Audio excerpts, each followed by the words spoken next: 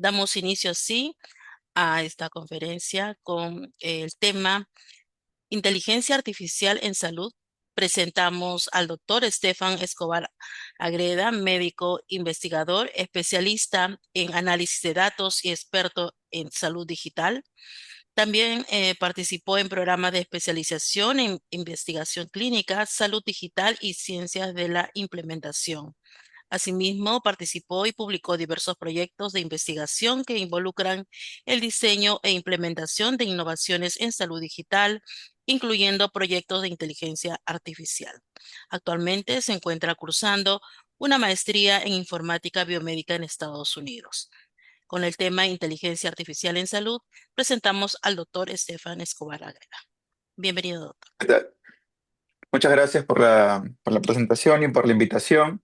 Eh, este es un tema que al menos muchos de ustedes, muchas personas están como que conociendo por primera vez el tema de inteligencia artificial. Muchos ya lo han tenido la oportunidad de utilizar esta tecnología. Yo tengo un gran reto porque tengo que resumir en poco tiempo todo lo que se conoce sobre este tema. Igual es un tema que inclusive para las personas que teóricamente nos dedicamos a estudiar tecnologías, sigue siendo algo nuevo, muy novedoso, porque si bien esto tiene ya más o menos más de 20 años siendo implementado en diversos rubros, digamos que en el rubro de la salud no tiene tanta diseminación todavía, ¿no? No está inclusive tan claro el rol que tiene esta tecnología en el campo de la salud, ¿no? Entonces, voy a básicamente dar algunos puntos específicos que probablemente a ustedes les interesen y si alguna pregunta tienen al final no duden en preguntármela. Primero, entender que, la inteligencia artificial es una tecnología, ¿no? Que está abarcada dentro o está enmarcada dentro de un concepto más amplio que es el tema de salud digital, que básicamente es el uso de tecnologías para optimizar el proceso de atención o en general cualquier uso de tecnología en el rubro de la salud se está enmarcado en el concepto de salud digital. Ahora, la inteligencia artificial, digamos, es un componente que está dentro de este rubro, pero dentro de estos también hay otros elementos, ¿no? Por ejemplo, el tema de historias clínicas electrónicas, habrán escuchado el tema de las aplicaciones en salud, el tema de la telesalud que ahora justo han estado mencionando, ¿no? Y si bien estos temas aparentemente dentro de este concepto están como que en grupos separados, ¿no? La inteligencia artificial, digamos que como tecnología que ha ido evolucionando, eh, ha tenido la posibilidad de, digamos, de involucrarse en los otros rubros de la salud digital, ¿no? Por ejemplo, antes la telesalud, por ejemplo, antes era básicamente una llamada telefónica entre profesionales de salud y el paciente, ¿no? O entre profesionales de salud especializada y profesionales de salud menos especializada, por ejemplo, ¿no? En el caso de la teleinterconsulta. Pero la inteligencia artificial ahora como tiene la posibilidad de, por ejemplo, leer, programar citas, ¿no? Puede programar una cita de telesalud. O, por ejemplo, ahora uno se está proponiendo de que puede, por ejemplo, durante la atención, puede hacer un resumen de toda la conversación que hubo entre el paciente y el médico, ¿no? O en el caso de las aplicaciones móviles, por ejemplo, que ahora existen los famosos chatbots, el famoso chat GPT, que puede ser una conversación directa para, por ejemplo, brindar información a las personas sobre el tema de salud. O, por ejemplo, en el tema de historia clínica electrónica, que, por ejemplo, ahora se está usando la IA para que extraiga información de la historia clínica y luego haga, por ejemplo, no sé, un monitoreo de, por ejemplo, resistencia antimicrobiana, ¿no? Entonces, si bien la inteligencia artificial es un componente, hasta hace algunos años era un componente un poco independiente de los otros rubros de salud digital, actualmente podríamos decir que está interrelacionado con con las otras tecnologías, ¿no? Entonces, cada día va evolucionando más y cada día, digamos, esta tecnología, ¿no? Que en algún momento apareció como una innovación, ¿no? Cada día se va involucrando más y más en el resto de elementos, no solamente tecnológicos, sino también no tecnológicos del rubro de salud, ¿no? Entonces, hay que tener muy en claro de que la vamos a ver sí o sí, o sea, si ven, por ejemplo, en el proceso en el que estamos, ¿no? Probablemente en este momento vemos hasta un poco distante, ¿no? Y eso también tiene que ver un poco en parte porque todavía en el Perú no tenemos una historia clínica electrónica consolidada. vamos a tener que, de alguna manera, si no nos gusta, tener que admitir que esta tecnología de alguna manera va a llegar a nuestro sector, a nuestro rubro de trabajo de alguna manera, directa o indirectamente. Entonces es súper importante entender el rol que no solamente tiene ahora, sino que va a tener en el futuro también. Pero ¿qué es tecnología? ¿Qué es esta inteligencia artificial? Bueno, hay muchos elementos, hay muchas definiciones.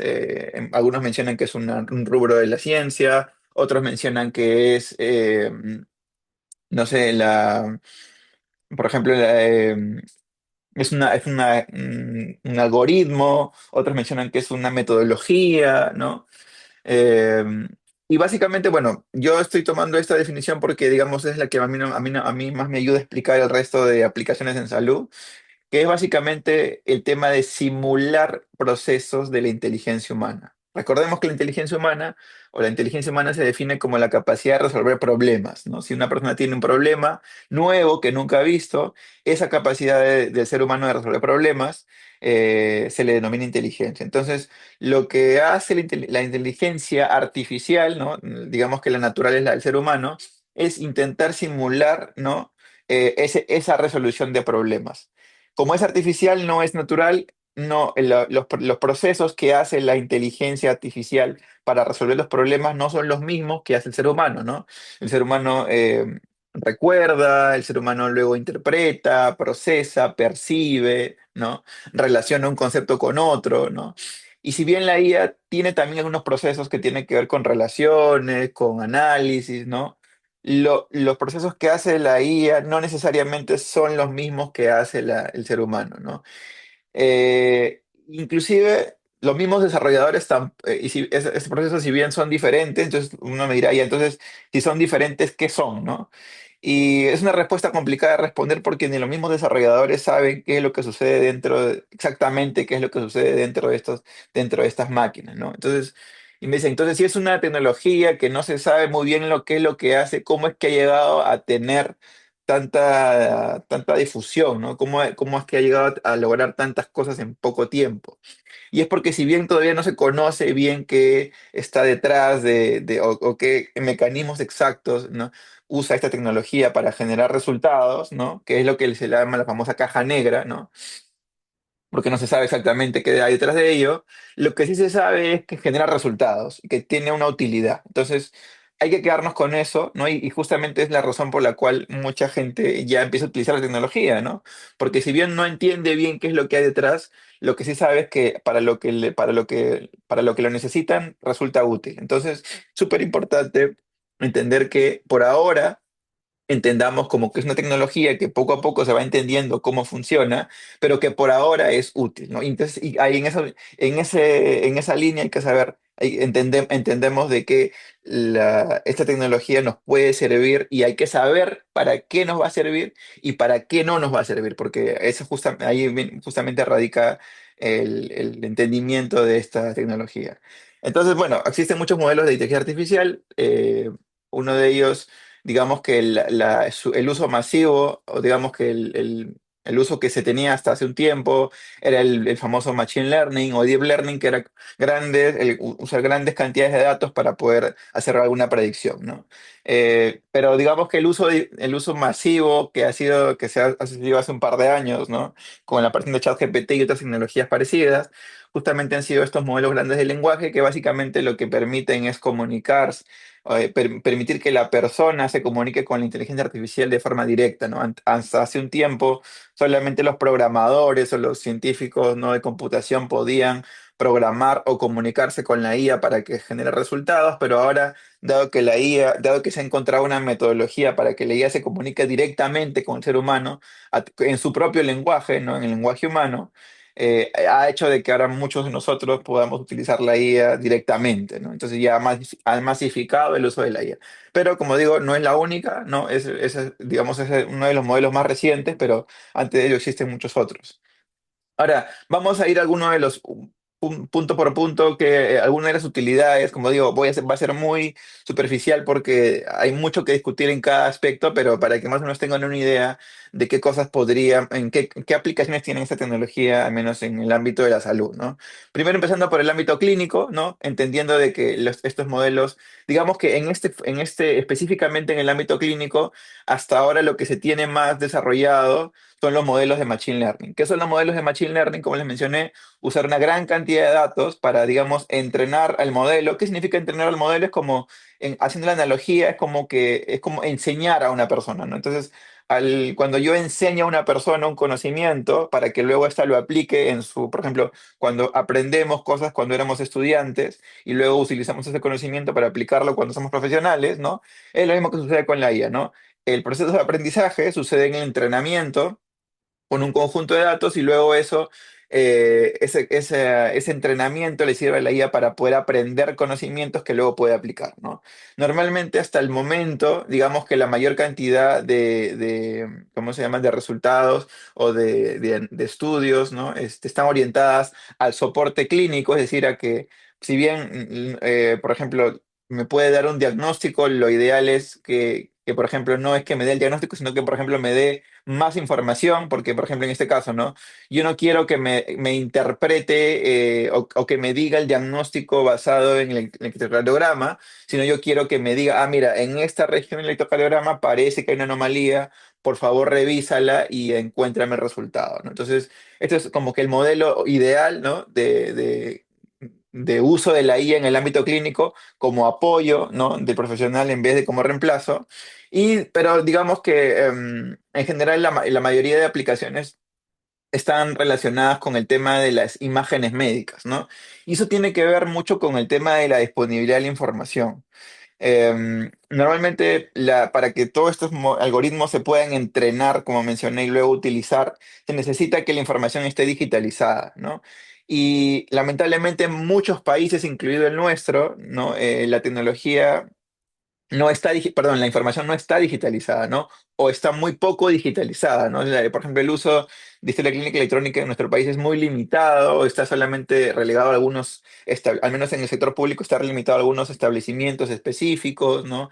No está interoperado. Entonces, pero por ejemplo, lo que sí existe mucho en el mundo, incluso en nuestro país también, es el uso de imágenes médicas digitalizadas. Entonces, el rubro de imágenes, digamos, es el que más se ha estudiado justamente por la disponibilidad de la información digitalizada. Entonces, conforme vayamos implementando, conforme vayamos incrementando el uso de información digitalizada, historia clínica electrónica, por ejemplo, si el hospital quisiera en algún momento implementar la IA ¿no?, en su sector, probablemente necesitaría que la información en su mayoría esté digitalizada, ¿no? Por ahora podrían beneficiarse del uso de las imágenes, porque como digo, este es el mayor rubro que se ha utilizado a nivel mundial, ¿no? El uso de análisis de tomografías, de radiografías, pero si quisiéramos luego evolucionar a que ya esta tecnología puede ser aplicada en más ámbitos, ¿no?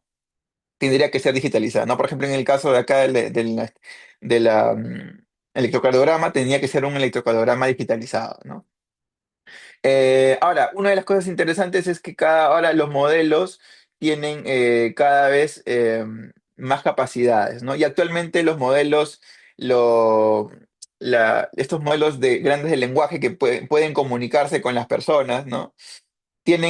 También han tenido su propia evolución. O sea, si bien estos modelos tienen, creo que desde fines de 2022 que apareció ChatGPT, han pasado un poco más de 3 años. Justo hace poco se celebró el tercer aniversario de ChatGPT, que fue en noviembre aproximadamente.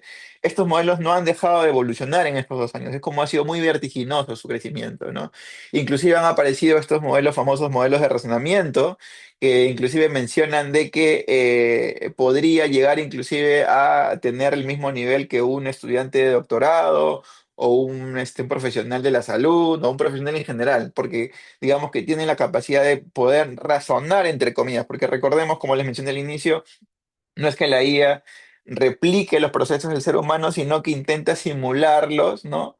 Para poder dar un resultado similar. Al final, el objetivo de la IA es dar un resultado útil, ¿no? Entonces, no necesariamente estos modelos de razonamiento están razonando, sino que están intentando procesar la información de manera más, o de forma más, detallada, cuidadosa para dar un resultado mejor. Entonces, los modelos de razonamiento les han llamado, son como una nueva vertiente de modelos, o sea, como es como el chat GPT optimizado para poder resolver problemas, ¿no? Para poder responder preguntas más complejas, ¿no?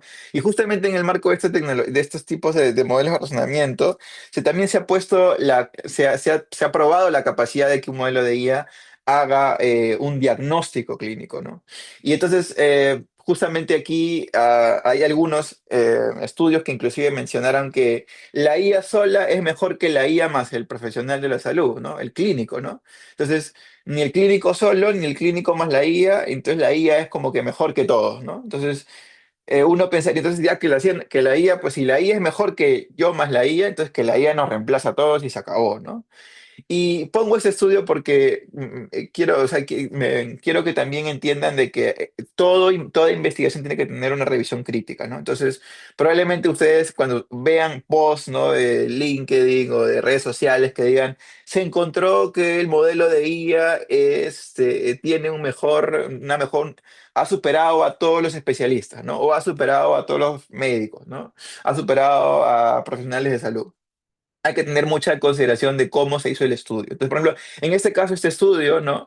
Una de las cosas, lo que, para explicar brevemente, lo que se hizo es comparar la capacidad de la IA comparada con el clínico de resolver preguntas del New England, ¿no? Que como sabemos son preguntas tipo, ¿no? Que están posteadas, ¿no? Como que sirven para entrenamiento del clínico, ¿no? Y que están posteadas y que uno puede responder las preguntas, ¿no? Son preguntas de opción múltiple. Entonces, en este caso, por ejemplo, lo que se encontró es que el modelo de IA terminó siendo muy bueno para responder esas preguntas. Pero justamente, ojo con lo que les digo, ¿no? es muy, Terminó siendo muy bueno para responder las preguntas. Entonces, una de las cosas que hay que ver es que cuando la IA se entrena en base al input que uno le da, ¿no? Y si, por ejemplo, en este caso el input fue preguntas del New England, entonces lo que al final la IA no necesariamente está siendo buena para entender la información, sino está siendo buena para responder preguntas, ¿no? ¿no? Preguntas tipo, ¿no? Entonces, por ejemplo, cuando estábamos en la universidad y nos gustaba champear una respuesta. Entonces, champeábamos una respuesta porque veíamos que en las preguntas había un cierto patrón de las preguntas. Entonces, más que todo estábamos aprobando porque encontramos el patrón de las preguntas y no porque realmente sabíamos el conocimiento detrás de ello. Entonces, eso, por ejemplo, ha pasado con muchos estudios como por ejemplo ¿no? Y eso tiene que ver con el tema de validación, que cuando nosotros a veces también vemos que, por ejemplo, ¿qué pasa cuando, por ejemplo, queremos dar un examen? Normalmente estudiamos de exámenes similares, ¿no? Porque queremos saber, mira, qué preguntas vienen en este examen y voy a estudiar preguntas similares para que cuando me venga un examen parecido, yo aprenda eso, ¿no? ¿Estoy aprendiendo el conocimiento realmente? Probablemente no, estoy aprendiendo a dar un examen. Entonces, lo que pasó con este estudio fue que justamente a la IA le dieron las preguntas, ¿no? Y al momento de darle el examen oficial, digamos, le dieron preguntas similares a las primeras, ¿no? Y obviamente como la IA estaba entrenada para responder preguntas, lo hizo inclusive mucho mejor que el clínico, ¿no? Porque el clínico probablemente no sabía eh, usar la IA, no sabía las preguntas tipo, sabía lo que sabía, ¿no? Y se enfrentó a esas preguntas tipo, ¿no? Y la IA no solamente sabía, ¿no? La lógica detrás de ellos, sino sabía también cómo responder, ¿no? Si había algún patrón o algo por el estilo. Y eso hizo un poco que los resultados salgan de esta manera. No digo que la IA pueda o no pueda ser mejor que el clínico, sino que cualquier estudio que veamos en donde encontremos, ¿no? Que, por ejemplo, se demuestra que la IA es mejor que el clínico o peor que el clínico, hay que ver bien cómo se hizo el estudio, ¿no? Y como digo, este concepto se denomina validación externa. Súper importante saber porque al momento de que uno entrena un modelo de IA, al momento de que uno quiero corroborar si realmente este modelo es bueno o no es bueno, lo que uno debería hacer no es comprobar ¿cómo se llama? Su modelo con unos datos similares, ¿no? Por ejemplo, si ¿cómo se llama? Por ejemplo, entreno a la IA con preguntas tipo de New England, por ejemplo, debería corroborar si su conocimiento es bueno con preguntas de otra fuente, ¿no? Por ejemplo, de USMLE o como, por ejemplo, con preguntas del ENAM, ¿no? para, por ejemplo, ver si en otro esquema de preguntas de que están formuladas de otro, en otro estilo, de otro tipo, la IA tiene el mismo performance, ¿no? Entonces, ese es un tema súper importante que al menos lo menciono y me tomo el tiempo para mencionarlo porque cuando vemos este tipo de estudios hay que ver bien y hay que ser bien críticos con el tipo de estudio que se está realizando, ¿no? Acá, por ejemplo, bueno, también bajo este mismo modelo, también, por ejemplo, si se usó los modelos LLM para ver qué tan bien la IA puede hacer diagnóstico de enfermedades, ¿no? Por ejemplo, al menos los modelos, acá por ejemplo los que les mencioné, los modelos de razonamiento están por encima de los modelos básicos y al menos por ejemplo han encontrado que tienen una gran capacidad de diagnóstico para diagnósticos de enfermedades comunes, ¿no? Entonces al menos parece que la IA sí tiene un muy buen performance para realizar diagnósticos sencillos, comunes, ¿no? Como por ejemplo, no sé, EDAS, IRAS, ¿no? Entonces, en primer nivel al menos tiene una gran utilidad. Ahora, cuando nos vamos a diagnósticos complejos, ¿no? Probablemente ya el modelo o el desempeño del modelo disminuye bastante, ¿no? Disminuye, claro, de forma proporcional, disminuye de forma significativa. Ahora, interesante es que mientras más información le damos, ¿no? Eh, más desempeño tiene, ¿no? Por ejemplo, en este caso es la IA solamente con datos de laboratorio, la IA con datos de entrevista clínica más datos de laboratorio, y ahora qué pasa si además le agrego también estudios avanzados. Entonces, mientras más información se le dé a la IA, más probabilidad tiene de hacer un diagnóstico más preciso, ¿no? Pero aún así nos damos cuenta que aún en los modelos de thinking, los modelos de razonamiento, todavía no estamos cercanos a que la IA dé un diagnóstico 100% certero, ¿no? Pero igual habría que balancear, porque, ojo, como digo, por ejemplo, una de las cosas que, por ejemplo, sí pueden ser utilizadas, si bien, por ejemplo, no necesariamente en el sector de especialidad, en el sector de primer nivel al menos nos damos cuenta que tiene un gran desempeño, ¿no? Y si bien, obviamente, no queremos que sea un reemplazo, pues puede ser una gran herramienta de tamizaje, ¿no? Pero eso lo vamos a también hablar después de un poco con más detalle, ¿no? Acá, por ejemplo, otro de los modelos que menciona, esto fue un estudio que también salió hace recién este año, en el que digamos que otra de las características que tienen los modelos es que son eficientes, ¿no?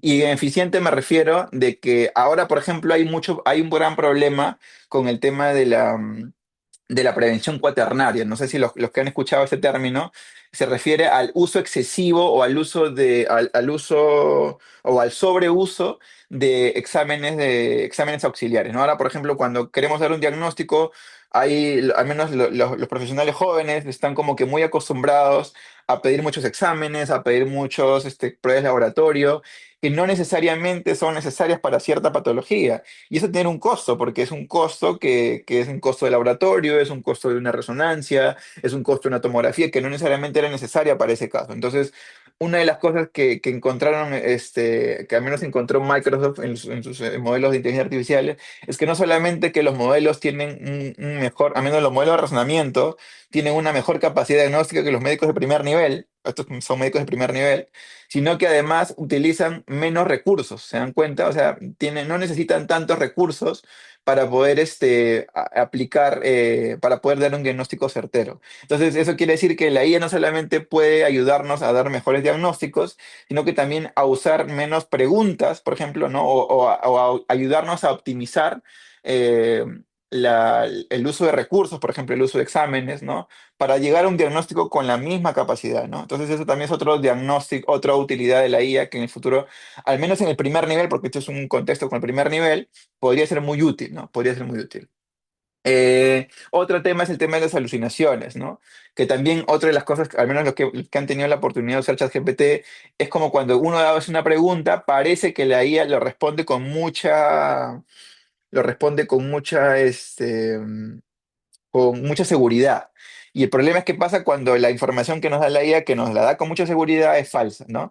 A eso se le denomina alucinación, es decir, cuando nos da información que aunque parezca verdadera, es falsa, ¿no?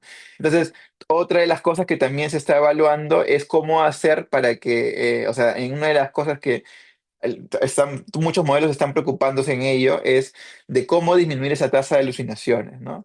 Y si bien algunos algunas empresas como OpenAI, que es la que creó ChatGPT, han permitido o han logrado reducir esa tasa de alucinaciones, todavía existen y no se han eliminado 100%. Entonces todavía los modelos siguen dándonos información falsa, ¿no? Y justamente por eso viene el complemento con el médico, con el profesional de salud, ¿no? Necesita sí o sí poder tener una persona que valide la información de la IA, porque si el paciente directamente lo utiliza, el paciente nunca va a saber en qué momento la información que la IA está dando es verdadera o falsa. Entonces, sí o sí tiene que haber un filtro profesional de salud, porque como digo, estos modelos parecen muy seguros al momento de dar información, pero si no hay un filtro que los valide, ¿no? Pueden terminar generando más daño que beneficio. En el tema de salud pública, esto lo voy a hablar muy brevemente porque entiendo que no es tanto el rubro que ustedes están más interesados en el ámbito clínico, pero también mencionar que en el ámbito de salud pública existe también muchos beneficios, por ejemplo, el tema de la vigilancia en salud. Ahora, el tema del modelamiento matemático es súper interesante porque cuando queremos predecir un evento, por ejemplo, el famoso COVID que sucedió entre la pandemia, muchos querían saber cómo predecir las olas de COVID, ¿no? Cuando apareció la primera ola, luego querían saber si iba a haber una segunda ola o no, ¿no? Predecir los eventos futuros, ¿no? Las epidemias, los brotes.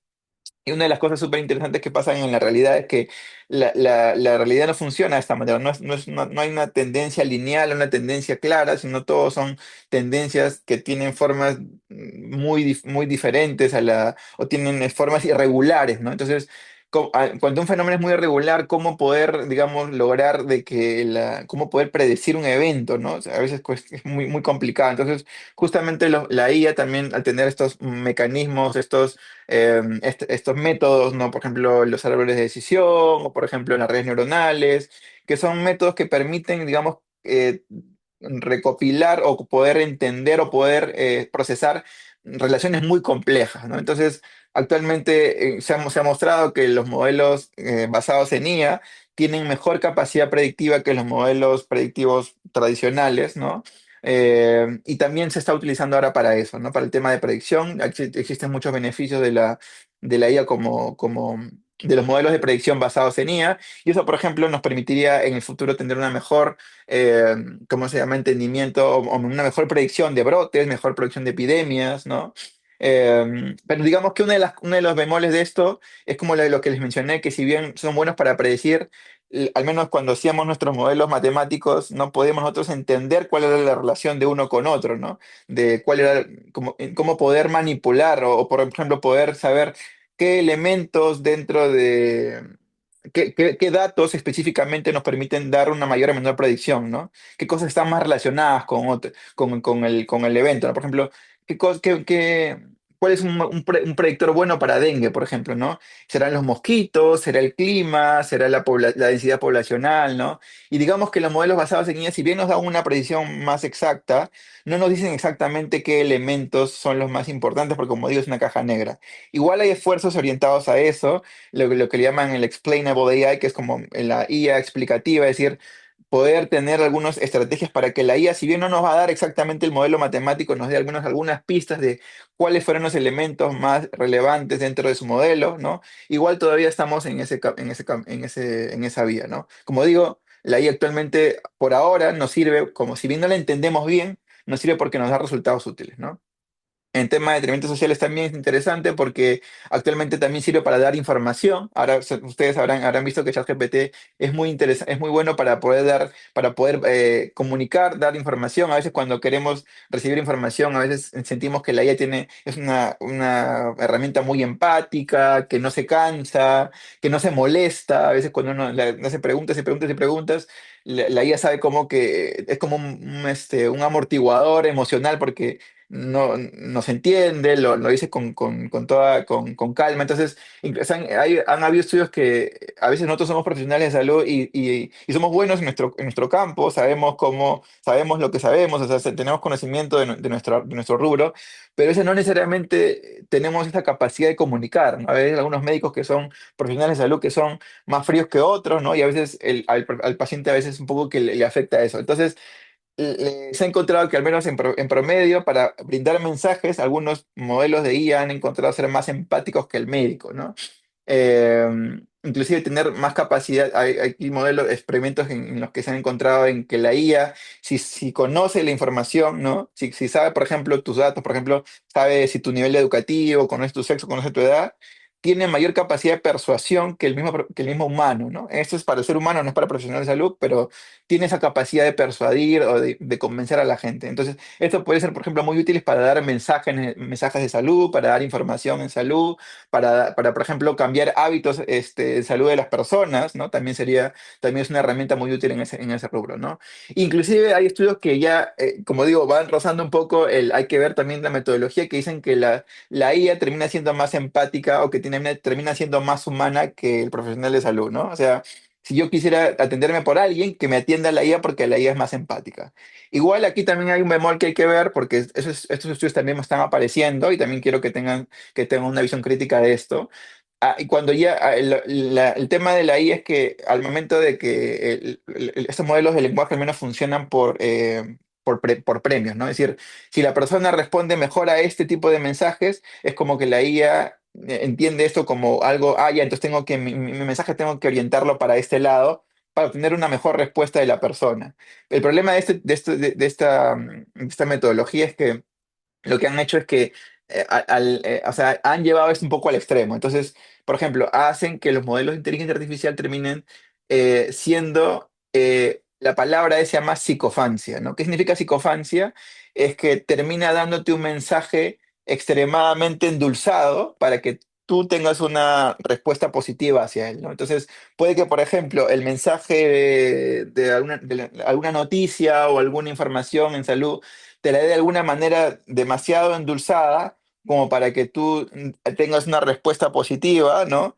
Y esa empatía que es real, que tendría, en todo caso tendría que ser real, ¿no? No, o sea, no tendría que basarse en cosas falsas, termina siendo demasiada ideal, demasiada irreal, ¿no? Con el objetivo de que la persona termine teniendo, ¿no? Una actitud positiva, ¿no? Pero no necesariamente es un mensaje cierto. Entonces, ya hay que también ver cuál es el límite de esto. Entonces, si bien la IA puede de alguna manera dar mensajes empáticos, mensajes que tengan cierta conexión con la persona, hay que ver si es que realmente los mensajes que está dando esta IA no llegan a ser psicofánticos, es decir, no llegan a ser aduladores, no llegan a ser demasiado endulzadores, ¿no? Para que al final termine el paciente teniendo información que es falsa, ¿no? Bueno, o en todo caso información que no es necesariamente la más completa, ¿no? Entonces también hay que tener ese balance, ¿no? Como digo, no hay que negar el potencial de la IA para dar mensajes empáticos, pero también no hay que llegar al punto de ser aduladores o psicofánticos, que es el término que se utiliza ahora actualmente para esto, ¿no? Previsión de enfermedades. Y acá también, como digo, el tema de primer nivel es súper interesante, ¿no? Porque ahora actualmente existen modelos, sobre todo la IA está siendo orientada para ver lo que uno no ve, ¿no? Justamente uno de los paradigmas del primer nivel es que a veces los pacientes con las enfermedades más sutiles, ¿no? Porque justamente no tienen, uno cuando no está tan enfermo, pues va al primer nivel, o cuando uno está ya recontra enfermo, se va al hospital, pero cuando uno no está tan enfermo, se va al primer nivel. Y las personas con esas condiciones súper sutiles, ¿no? Que son en la que uno requeriría de una persona especializada para identificarla, ¿no? Justo se van a los establecimientos de primer nivel, sitios en donde justamente los médicos no son tan especializados, ¿no? Entonces, el diagnóstico más difícil se lo dan al médico menos especializado. ¿Por qué? Pues el paciente con un síntoma muy sutil se lo dan a un profesional que no está tan preparado. Entonces, ahí justamente viene el tema del uso de la IA, ¿no? Entonces, la IA puede ver cosas que uno no ve. Entonces, por ejemplo, en casos este es un estudio que, por ejemplo, utiliza la imagen de fondo de ojo para poder correlacionarlo con el nivel de hemoglobina glicosilada, ¿no? Qué cosa loca, ¿no? Entonces, yo solamente con tomarle el fondo de ojo podría tener una idea de en qué valor está el nivel de hemoglobina glicosilada de la persona, ¿no? Y con eso, por ejemplo, ya decir si tienen un riesgo de diabetes, ¿no? Entonces, y no solamente eso, sino imagínense que, por ejemplo, con el fondo de ojo, podamos no solamente identificar diabetes, no podemos identificar enfermedad renal, enfermedad hepática, inclusive enfermedades como Parkinson, Alzheimer. Entonces, imaginemos que la persona llega al primer nivel y con solo el fondo de ojo ya le puedo dar al menos un tamizaje, un riesgo de diferentes enfermedades, ¿no? Entonces, digamos que el primer nivel podría ser lo que tanto queremos que sea, ¿no? Que sea un centro de tamizaje, de detección temprana, ¿no? Y que justo estas tecnologías podamos identificar eso desde el primer nivel de atención, ¿no? Em, bueno, como herramienta de aprendizaje también es buena, esto sobre todo para los que usan la IA como herramienta de capacitación, ¿no? Recordemos, como les mencioné, que la IA no sabe lo que dice, simplemente es bueno, en el caso de los modelos de ChatGPT, normalmente aparentemente parecen como seres humanos que nos están hablando, pero como les mencioné, la IA es un proceso que simula procesos, ¿no? No realmente piensa. Entonces lo que hace es, digamos, predecir las palabras, ¿no? Predecir un conjunto de palabras que tienen sentido, ¿no? Entonces, cuando la IA, cuando vemos el mensaje o la respuesta de ChatGPT, vemos un conjunto de palabras que la IA predijo que pueden tener sentido para nuestra pregunta, y como nosotros les entendemos, pensamos que nos está hablando, pero no necesariamente es así. Entonces, en ese sentido, pues tenemos que tener en consideración de que estos modelos del LLM pueden realmente ser, o sea, son básicamente como una predicción, pero no necesariamente están pensando, ¿no? Igual tienen mucho potencial, como mencioné, tienen mucho potencial en el análisis de artículos. O sea, esto le permite a la IA tener, ¿cómo se llama? Diferentes tipos de utilidades para entender textos, por ejemplo, para generar exámenes, para poder tener aprendizaje personalizado. Por ejemplo, yo le doy un texto a la IA y luego la IA me puede dar un resumen o me puede dar preguntas o me puede explicar de forma más sencilla. El tema también para investigación, para poder, por ejemplo, interpretar artículos, para, por ejemplo, el tema de acceso a información. Actualmente ahora cada vez se está yendo mejor a eso. Antes la IA, uno le pedía información a la IA y te daba links que estaban rotos o papers que no existían. Ahora eso se ha disminuido mucho, ¿no? Eh, si quiero, por ejemplo, elaborar algún caso tipo para, por ejemplo, en alguna ronda médica, quiero, por ejemplo, crear algún tipo de caso tipo, ¿no? También podría elaborarlo con la IA, ¿no? eh, en general crear material educativo, y el tema de traducción también, que es muy buenísimo. Al menos desde el primer momento en que se crearon los LLM, ChatGPT, una de las principales utilidades era la traducción de idiomas, ¿no? Hay también, obviamente, como digo, si bien hay modelos de razonamiento, todavía, si se han dado cuenta, para diagnósticos complejos todavía estamos muy por detrás para dar un diagnóstico certero. Todavía se necesita siempre se va a necesitar la presencia de un especialista, ¿no? El tema de habilidades blandas, bueno, en caso de que y el tema es que si uno solamente confía en la IA o uno solamente habla con la IA, eso también puede disminuir el tema de habilidades blandas. El pensamiento crítico es súper importante ahora más que nunca, ¿no? Conforme vayamos viendo que la IA tiene más y más capacidades, es importante ver es importante tener siempre una visión crítica, como les mencioné. El filtro tiene que ser el profesional de la salud, ¿no? Y Cristóbal, si bien, sí, disculpe, tenemos dos estoy sobre el minutos, tiempo. tenemos 2 minutos, doctor. Ok, ya, me voy. Bueno, he intentado resumir todo, pero es muy difícil. Entonces, hay que tener mucho el pensamiento crítico con estas tecnologías y saber que el filtro último tenemos que ser nosotros, ¿no? Eh, Obviamente, como digo, no utilizar la IA para lo que no estemos capacitados. Si vamos a utilizar la IA, tiene que ser algo que tenemos especialidad. Si queremos utilizarla para investigación, primero formémonos en la investigación y luego utilicemos la IA para que nos facilite la vida, ¿no? No lo hagamos de la forma contraria, ¿no? Eh, Finalmente, el tema regulatorio. Bueno, actualmente existe mucho hype con el tema de la IA. Sin embargo, el verdadero uso lo encontraremos después de que lo utilicemos, ¿no? Y tenemos que perder el miedo a utilizar estos modelos. ¿Por qué? Porque es la única manera en que vamos a encontrar cuál es su verdadera utilidad. Ahora, obviamente, eso hay que hacerlo siempre con el tema, siempre digamos, protegiendo al paciente, protegiendo la información, protegiendo que sea implementada de forma óptima. Justamente en este contexto, uno de los principales aspectos es considerar la IA como un dispositivo biomédico. Actualmente existe el paradigma que propone la OMS para regular estos dispositivos, es tema de privacidad de datos, precisión, pero sobre todo considerar que cuando una tecnología quiere ser implementada, tenemos que considerarla como si fuese un aparato, ¿no? Entonces, cuando vemos un aparato nuevo, ¿qué vemos, no? Tenemos que hacer estudios para ver si su efectividad, ver si funciona o no funciona bien, ¿no? Ver si tiene ISO, ¿no? Estándares de calidad. Entonces, todos esos elementos también ahora se están traduciendo a la IA, ¿no? Al menos los paradigmas que está proponiendo la OMS proponen eso, ¿no? Inclusive de acuerdo al nivel de riesgo, ¿no? Si, por ejemplo, la IA es una IA para dar información, debe tener un cierto nivel de evidencia, y, por ejemplo, si es una IA que va a meterse con ya, o va a participar en la toma de decisiones, perdón, va a ser parte de la atención de pacientes críticos, probablemente el nivel de evidencia que necesita para esa tecnología tiene que ser mucho mayor, probablemente ya hay ensayos clínicos, ¿no? Actualmente en FDA se ve mucho eso, ¿no? En el Perú todavía, bueno, tenemos la DIGEMIT, que ahora tiene otro nombre, me parece, se basa en lo que FDA dice, ¿no? Entonces, cuando veamos un nuevo modelo de inteligencia, veamos a qué tipo de paciente está orientada y qué tipo de nivel de evidencia necesito, ¿no? Existe un documento para esto, si que pueden leerlo con más detenimiento. Actualmente tenemos algunos, ya estamos en ese rubro, ¿no? Estamos en ese avance de ir hacia ese punto, ¿no? Creando poco a poco normativa. Existe por ahora solo existe una normativa básica para la promoción, y ahora justamente salió el reglamento de la IA en Perú, ¿no? Digamos que lo que falta todavía y debería ser el camino siguiente es crear una normativa para IA en salud específicamente, porque como vimos, al menos la OMS tiene un esquema, pero digamos que tendría que ser traducido a nuestro país, pero digamos que, al menos, y esto creo que este es el mensaje final que quiero dar, ¿no? El reglamento no debería ser, ¿cómo se llama? No debería ser una norma, ¿no? Es decir, no voy a esperar hasta que haya una ley para que luego recién me anime a utilizarla, ¿no? Normalmente debería ser al revés. Normalmente la ley o el reglamento debería apoyar o promover el uso de una tecnología en vez de limitarlo, ¿no?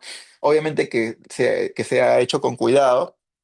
Y justamente, pero para que para que el reglamento, para que la normativa que se genere realmente sea útil, tienen que haber casos de uso, ¿no? Es decir, el MINSA, que es el que regula, la única manera de que sepa cuál es la ley que va a ayudar a que esta tecnología pueda ser adecuadamente implementada,